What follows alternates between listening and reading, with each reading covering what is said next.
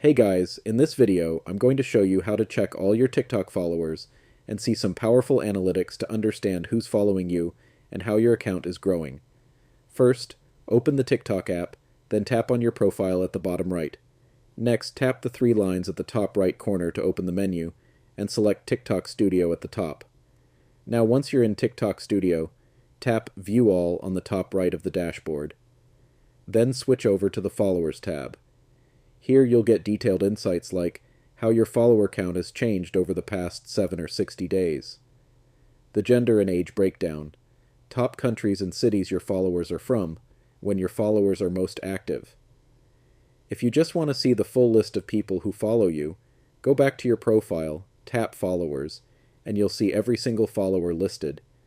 You can choose to follow them back or tap the three dots next to their name to remove them if needed. Hope this helps. If it did, make sure to hit the subscribe button. It really supports the channel. See you in the next one.